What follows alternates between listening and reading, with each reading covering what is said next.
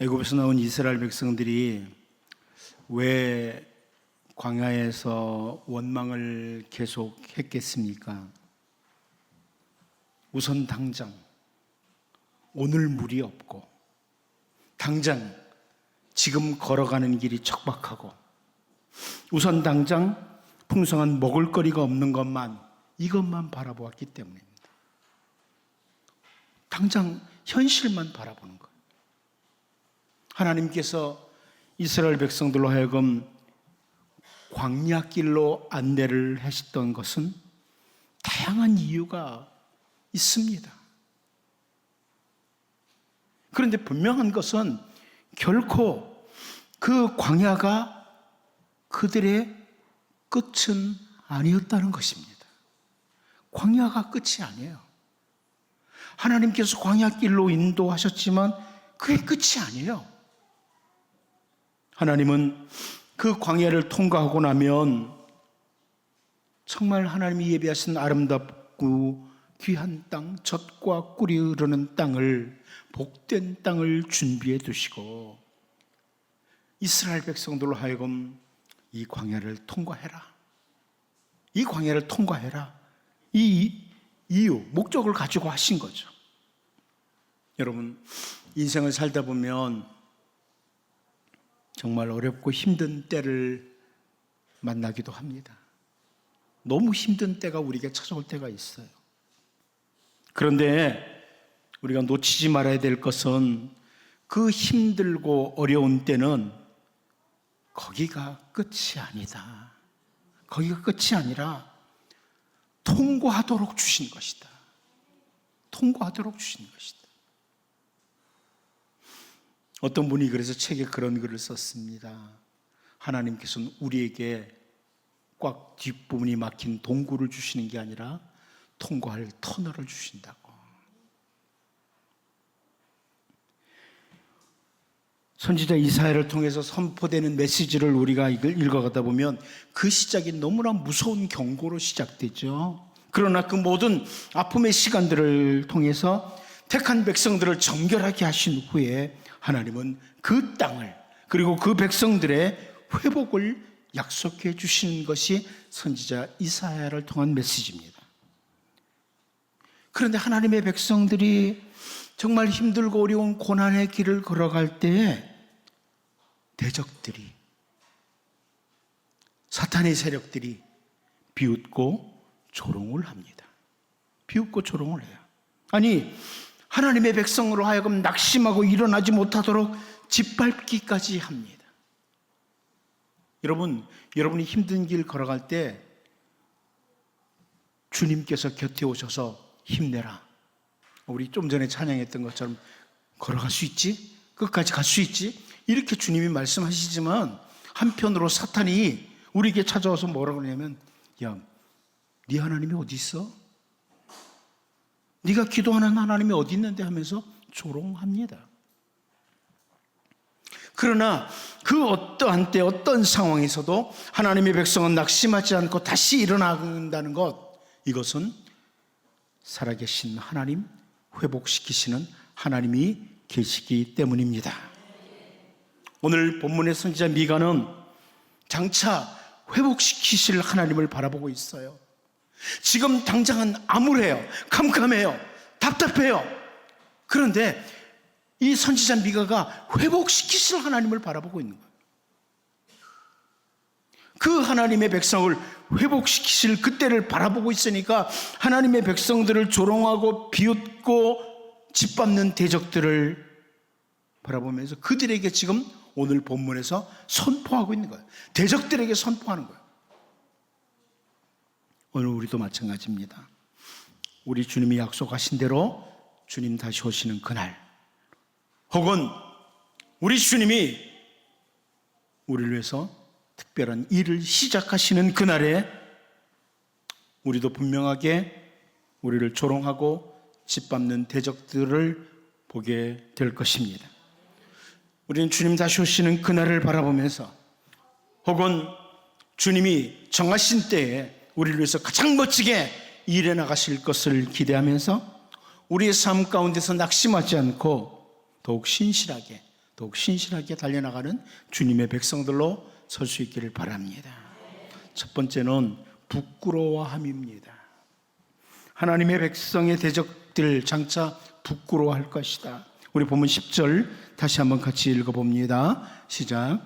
나의 대적이 이것을 보고 부끄러워하리니 그는 전에 내게 말하기를 네 하나님 여호와가 어디 있느냐 하던 자라. 그가 거리에 진흙같이 밝히리니 그것을 내가 보리로다. 나의 대적이 이것을 보고 부끄러워할 것이다. 이렇게 표현해줘요. 이것을 보고. 자, 이것이 뭐냐?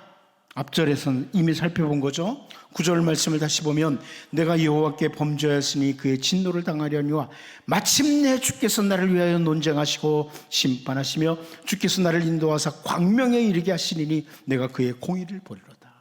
마침내 주께서 나를 위해서.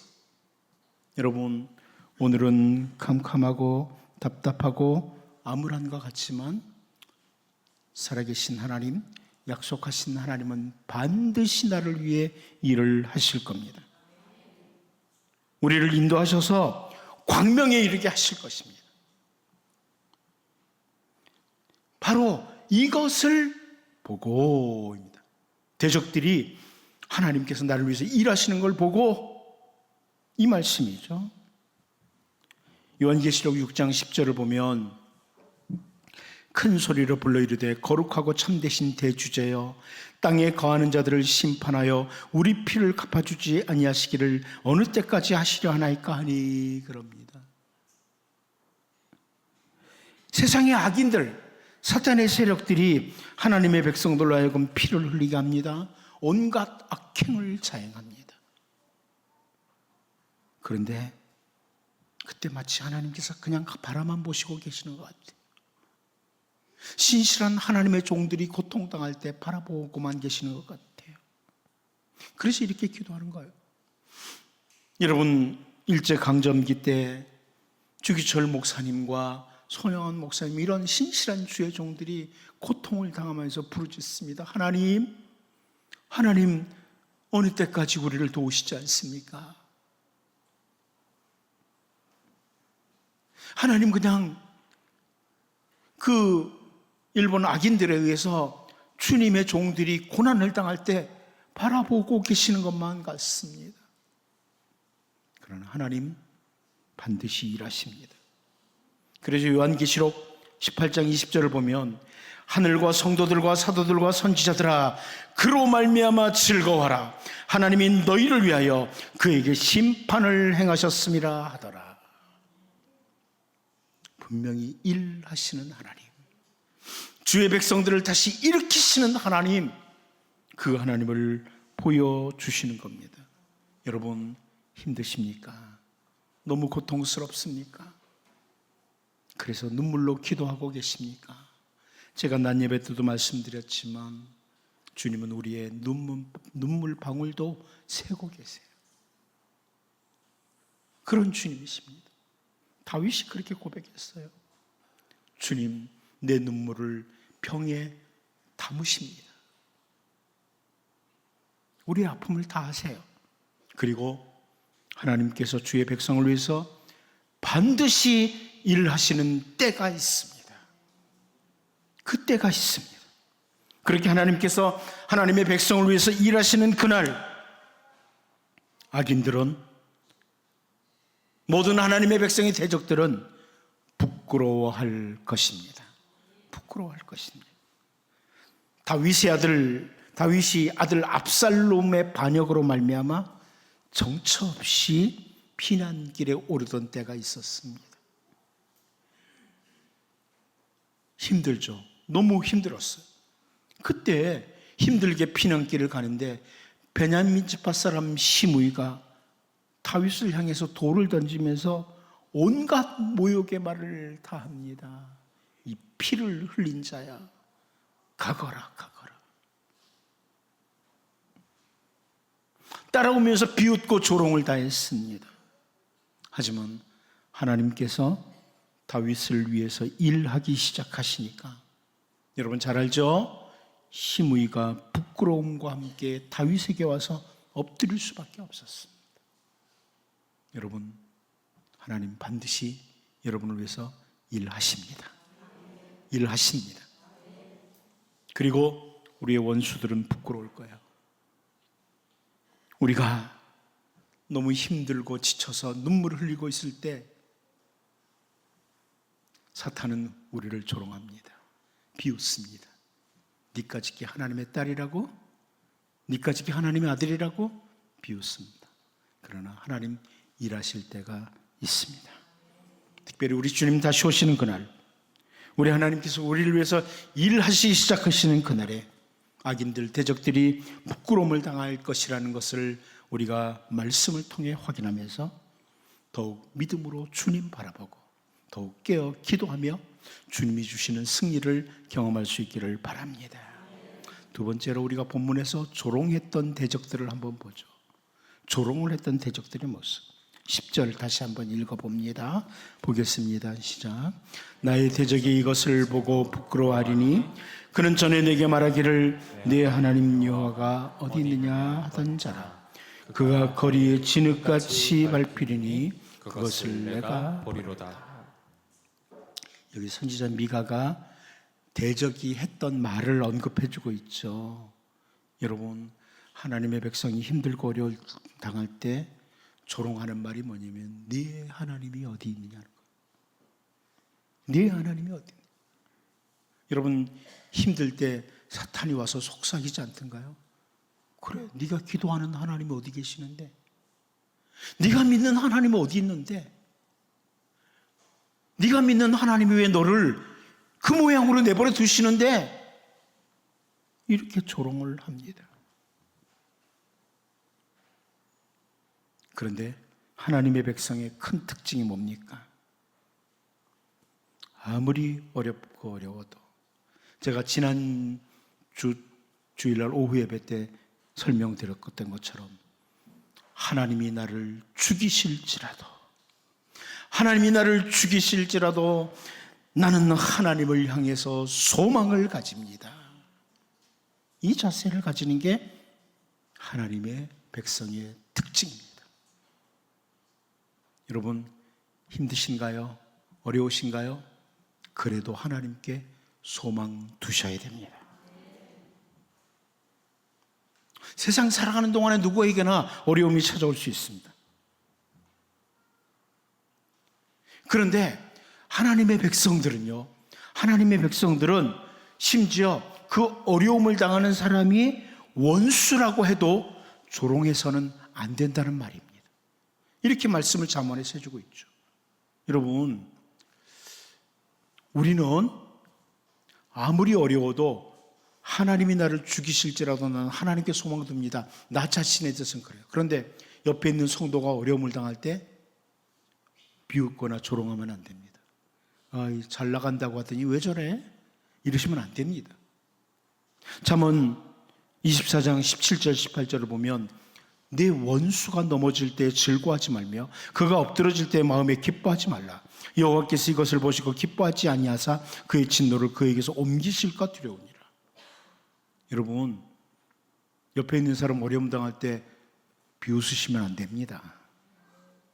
안 됩니다. 기도해 주셔야죠. 조롱하면 안 됩니다. 하나님의 백성은 그런 사람이에요. 그동안 괴롭혀왔던 원수라고 할지라도 넘어질 때 기뻐하지 마라. 이게 하나님 말씀이에요. 심지어 하나님의 백성은 잠언 25장 21절을 보면 내 원수가 배고파하거든 음식을 먹이고 목말라거든 물을 마시게 하라, 이렇게 말씀을 합니다. 하나님의 백성은 어떤 상황에서도 선으로 대하는 거예요. 왜냐하면 하나님 보시고 계시니까. 하나님 보시고 계시니까. 바울 사도도 역시 로마서 12장 20절 21절을 통해서 내 원수가 줄이거든 먹이고 목마르거든 마시게 하라. 그리하므로 내가 숯불을 그 머리에 쌓아놓으리라. 악에게 지지 말고 선으로 악을 이기라. 선으로 악을 이기라. 이게 하나님의 백성입니다. 여러분, 하나님의 백성들, 우리가 고통당할 때 사탄은 네 하나님이 어디 있느냐고 대적들은 조롱을 합니다. 그들은 부끄러움을 당할 겁니다. 우리는 언제나 누구를 대하든지 선으로 대하는 이런 선한 하나님의 백성으로 살 수 있기를 바랍니다. 마지막 한 가지 더 봅니다. 거리의 진흙같이라고 설명합니다. 거리의 진흙같이. 본문 10절을 다시 한번 읽어볼까요? 같이 봅니다. 시작. 나의 대적이 이것을 보고 부끄러워하리니 그는 전에 내게 말하기를 네 하나님 여호와가 어디 있느냐 하던 자라. 그가 거리에 진흙같이 밟히리니 그것을 내가 보리로다. 여러분, 길거리의 진흙이 사람들과 짐승들에 의해서 밟히듯이 전에 네 하나님 어디 있느냐 조롱했던 대적들 짓밟힐 것이다. 이런 표현을 하죠. 선지자 미가가 이런 표현을. 이게 무슨 표현입니까? 한마디로 말하면 모든 것은 하나님의 주권 아래 있다. 이렇게 믿는 사람이에요. 모든 것이 하나님의 주권 아래 있다. 선지자가 이걸 믿는 거예요. 여러분, 때로는 아픔과 고통이 와도 하나님이 하십니다. 하나님께서 쥐고 계십니다. 아무리 악인들이 대단한 힘을 가지고 큰 소리를 치고 있다고 할지라도 역사를 주관하시는 하나님, 모든 주권을 주신 하나님이 바로 하나님의 백성을 위해서 일하시는 하나님이다. 이렇게 믿기에 이렇게 선포하는 거예요. 여러분, 때로는 이해가 안 돼요. 왜 이렇게 아픈지, 왜 이렇게 힘든지 이해가 안 돼요. 그런데 하나님 반드시 너무나 좋은 목적을 가지고 주십니다. 제가 처음에 말씀드린 것처럼 광야는 젖과 꿀이 흐르는 땅으로 가기 위한 통과하는 곳이에요. 통과하는 곳이에요. 아프시죠? 힘드시죠? 하나님이 이걸 통과하고 난 뒤에 더 멋진 걸 줄 겁니다. 아픔을 이기고 나면, 기도하면서 주님과 함께 걸어가면 주님이 우리에게 승리의 면류관을 씌워 줄 겁니다. 사울이 다윗을 추격할 때 다윗이 표현했던 표현 중에 하나가 뭡니까? 사무엘상 26장 20절을 보면 그런즉 청하건대 여호와 앞에서 먼 이곳에서 이제 나의 피가 땅에 흐르지 말게 하옵소서. 이는 산에서 메추라기를 사냥하는 자와 같이 이스라엘 왕이 한 벼룩을 수색하러 나오셨음이니이다. 다윗이 사울에게 하는 말이에요.